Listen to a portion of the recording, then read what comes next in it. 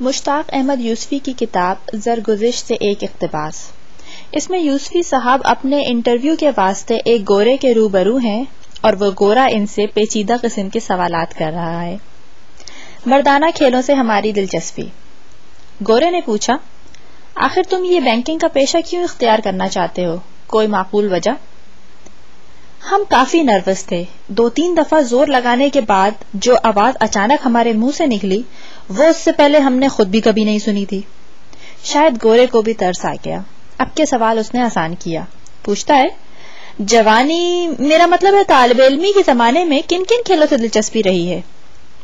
Carrom اور ludo, ہم نے جواب دیا۔ میرا مطلب مردانہ کھیلوں سے تھا۔ ہمارا یہ خانہ بالکل خالی ہے۔ 5ویں جماعت میں البتہ سالانہ اسپورٹس کی دوڑ میں ہمارا 21واں نمبر آیا تھا۔ اب یہ الگ بات ہے کہ اس دوڑ میں ٹوٹل 21 ہی لڑکے شریک ہوئے تھے۔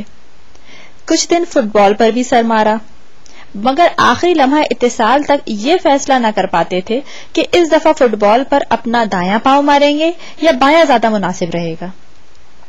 دودھ کے دانت ٹوٹنے سے پہلے ہی ہم خاصے دبیز شیشے کی اینک لگانے لگے تھے۔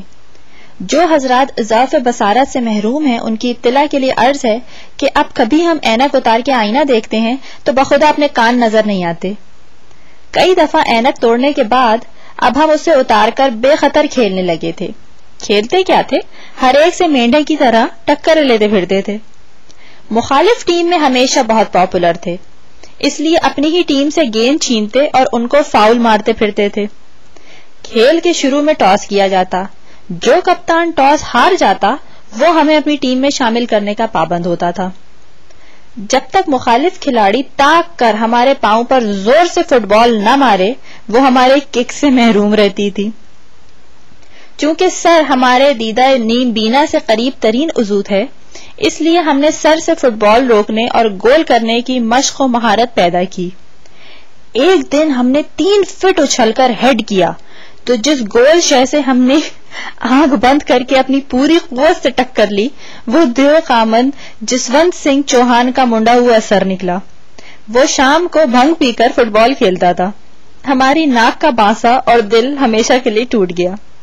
ہم نے اینک اتار کر مردانہ کھیل سے اپنی دیرینہ وابستگی کا ثبوت اینڈرسن کو دکھایا۔